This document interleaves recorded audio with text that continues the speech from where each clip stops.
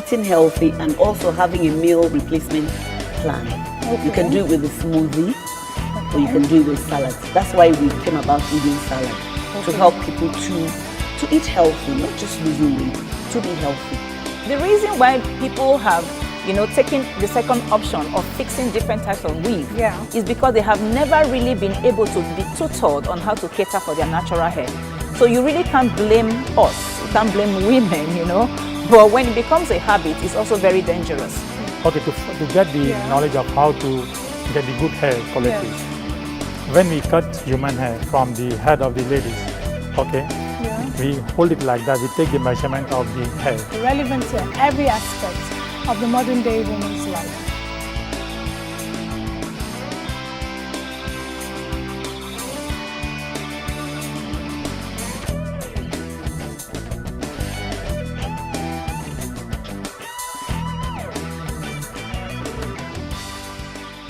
Hello and welcome to the show. Thank you for joining us today.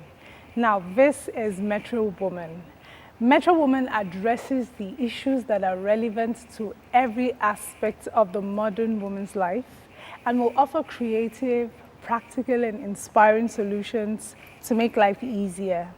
Have you ever heard of the term TCKs, third culture kids? These are people who have spent years living outside their parents' cultures.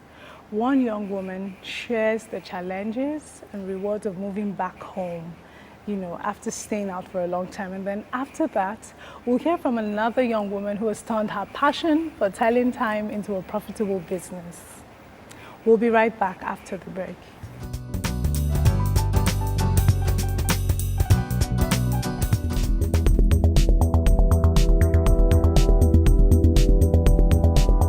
Hello and welcome to the Ask Metro Woman segment. This is my favorite part of the show. Now, in this segment, you get to send in questions and then we provide the answers. The first question is coming from Sandra. Sandra lives in Warri in Nigeria. And she says that anytime she goes to visit a friend of hers, she gets envious when she sees how domestic her friend's husband is and how he helps around the house. And now her question is, how can I get mine to do the same? Thank you for that question, Sandra.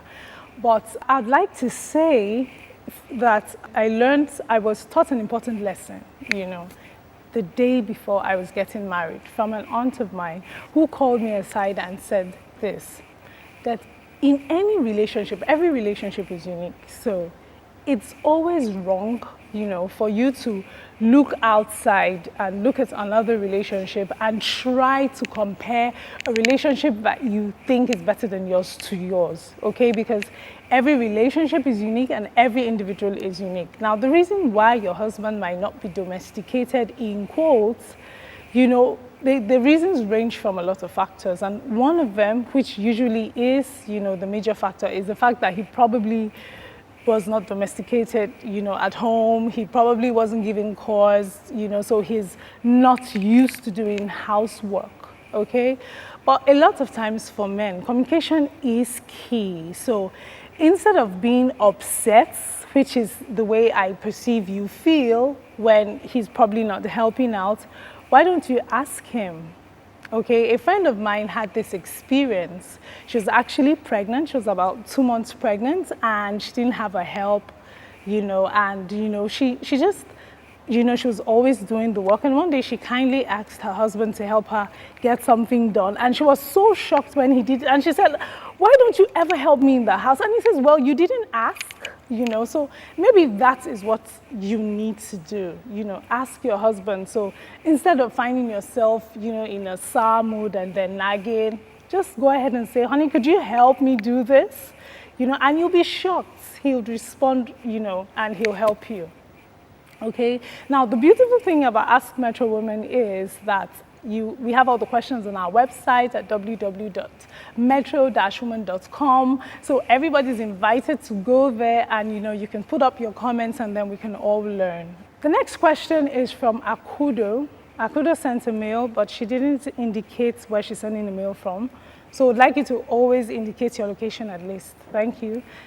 She says, it's more like a comment. She says, I think respect for one's spouse is being overflogged. They had better start respecting us women, really? Okay.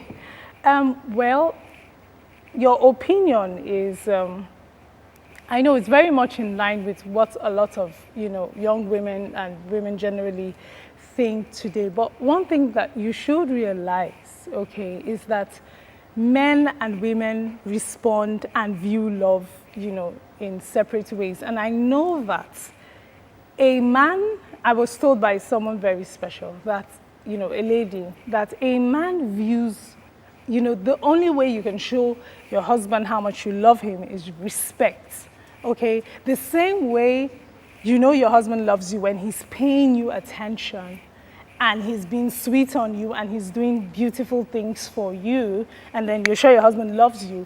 The only way a man perceives a woman's love is through respect. That's how they were made, okay? And then it's wrong to think that respecting a man is a sign of weakness. It is not a sign of weakness. That is your greatest strength. Because if you can respect your husband, and you have him where you want him, really, that's actually the place of power for a woman. That's what I believe, okay? So it's not overflogged. And don't listen to women who tell you that. A lot of women go around and they say stuff like that, and sometimes women have fallen into that trap. And you feel, oh yes, he should do this, you don't think, well, we're equal in the marriage. You're not equal. The Bible talks about how that the man is the head of the home, and that's how the man has been designed to act. Okay, so if you're interested in staying married, it's important for you to understand how they work and just work with them, and you'll have a fantastic marriage. A lot of people who go around peddling all this, dissatisfied views of women, they're not in happy marriages, So if someone ever told you that, she probably, isn't in a happy marriage and she wants to mess up your home. So don't listen to her, don't take that crap. Okay, men view respect as love. That's very important. You can send your comments, to our website, and then we'll take it up from there. We'll be right back after the break. Don't go away.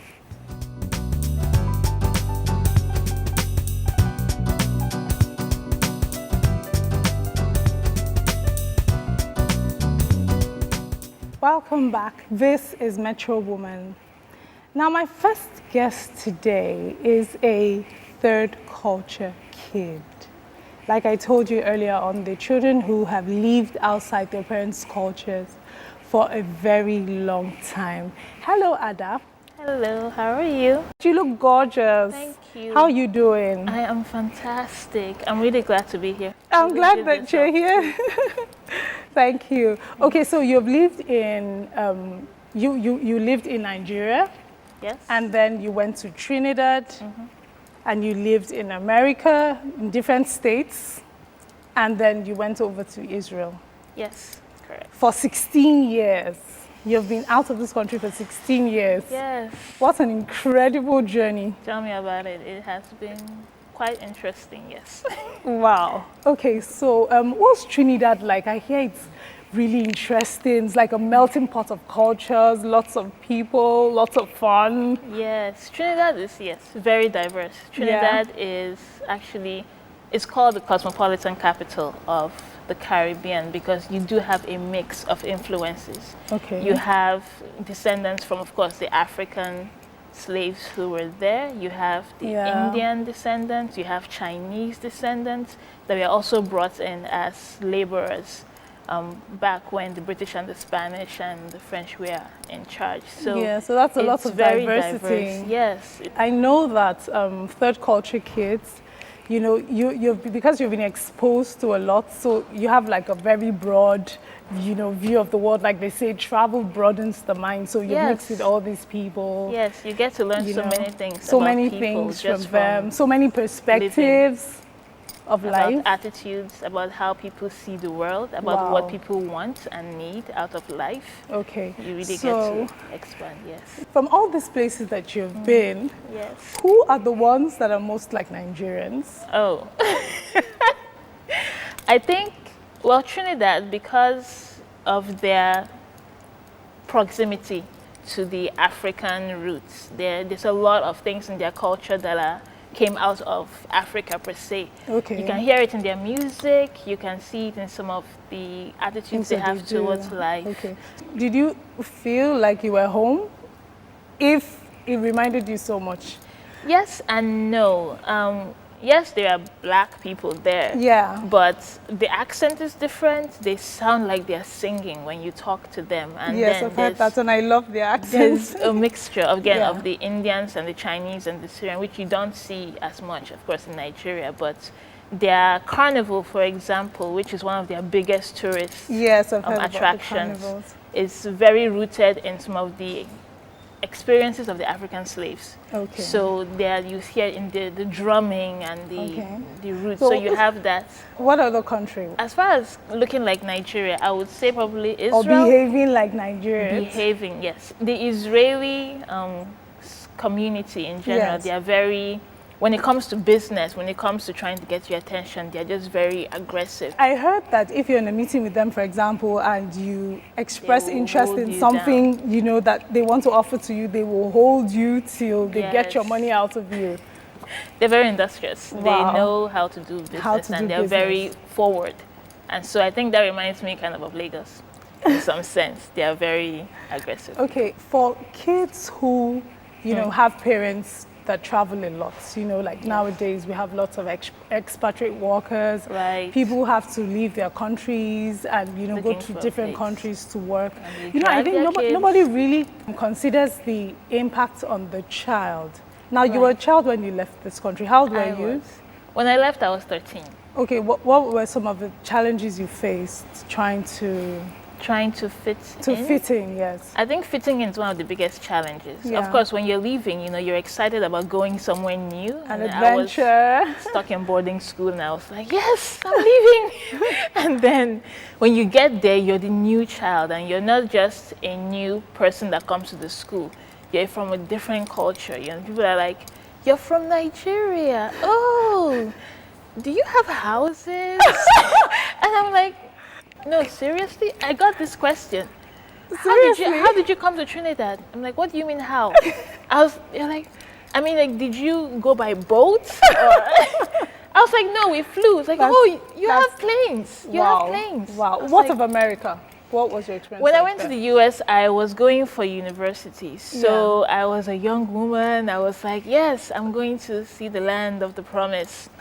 And when I got there, one of the things that really stood out to me was that you become an educator.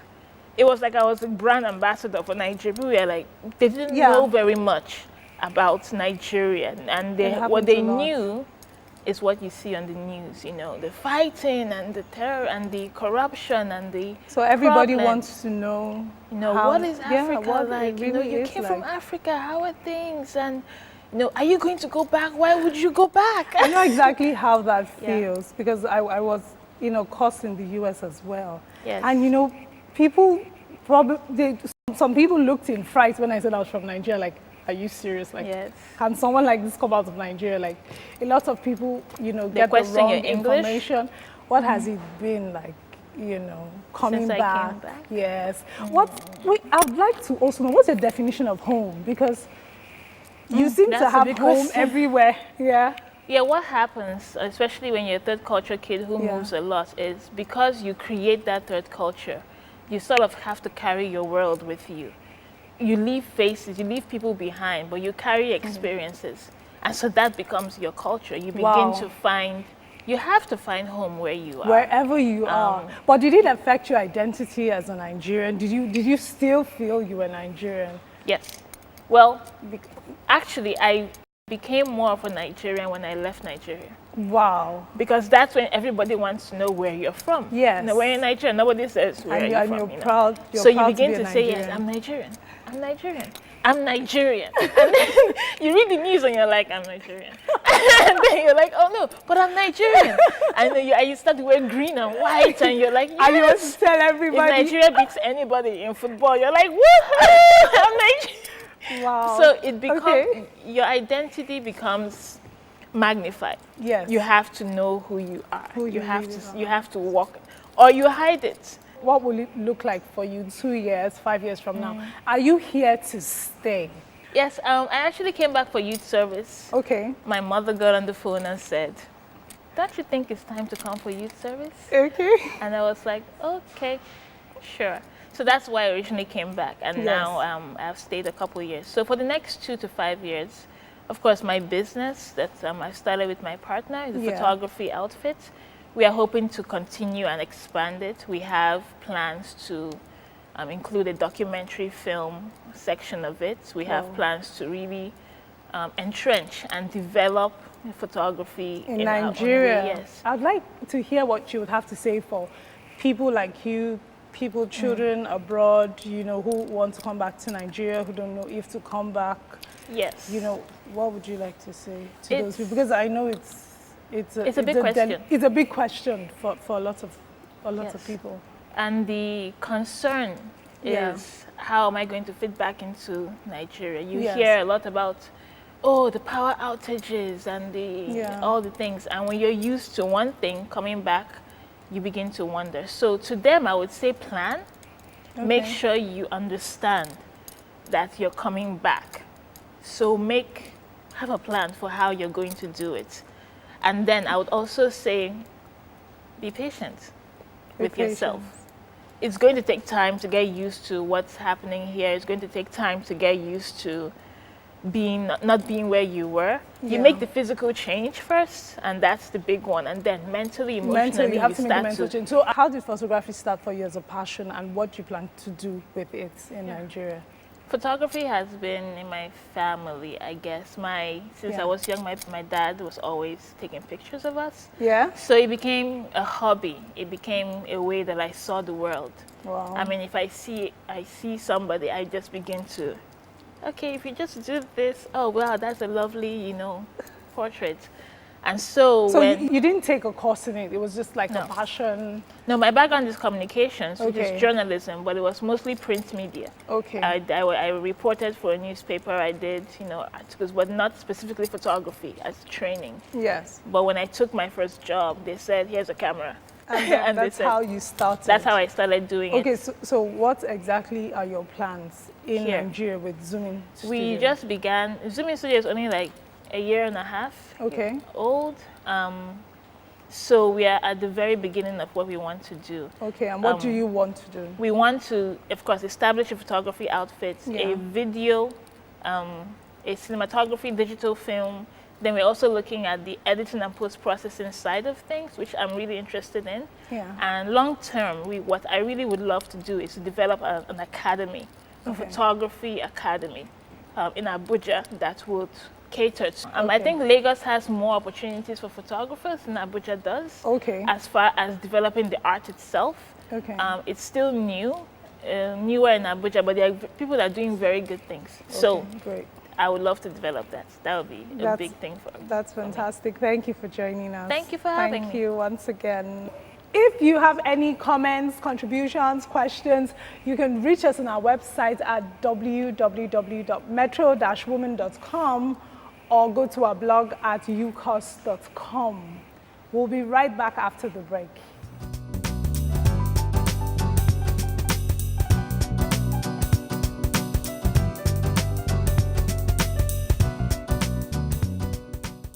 Welcome back. Now, my next guest is a young lady who has been able to turn her passion into profit. And her name is Busola. She's the CEO of Dark Wristwatches. Busola, how are you? I'm fine, thank you. Thank you for joining me on the show. Anytime. And wow, your wristwatches blow me away. I'm just so amazed at what you do. I'm glad you How appreciate did you them. start?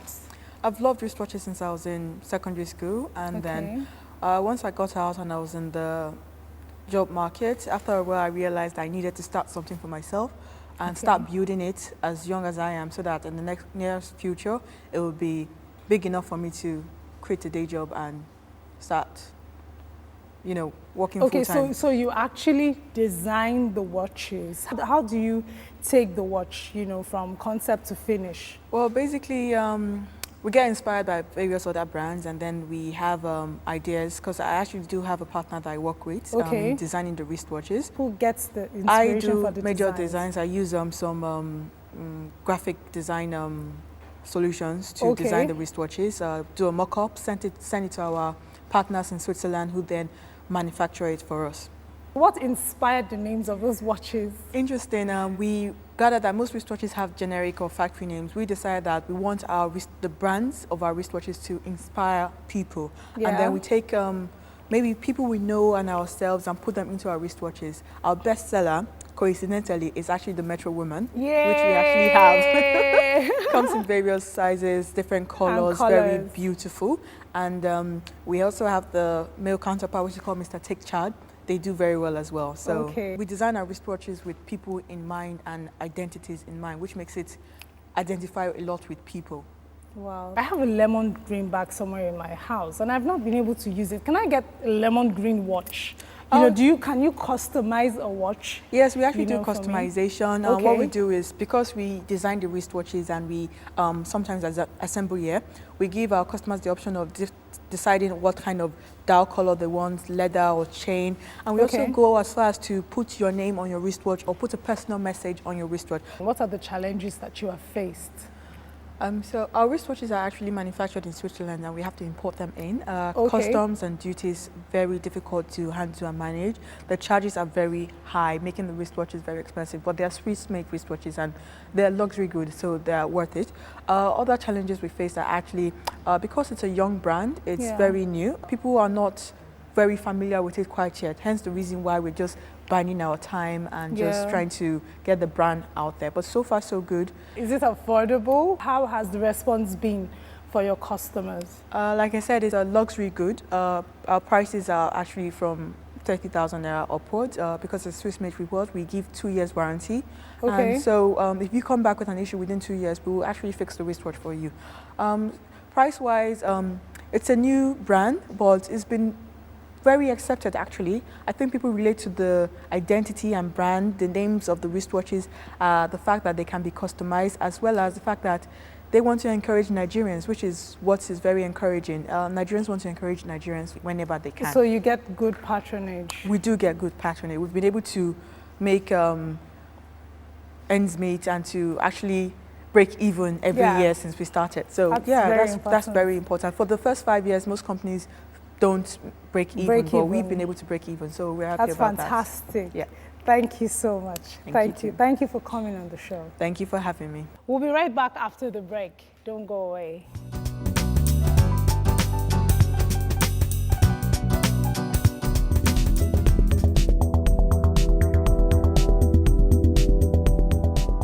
Hello and welcome back. We have finally come to the end of a show.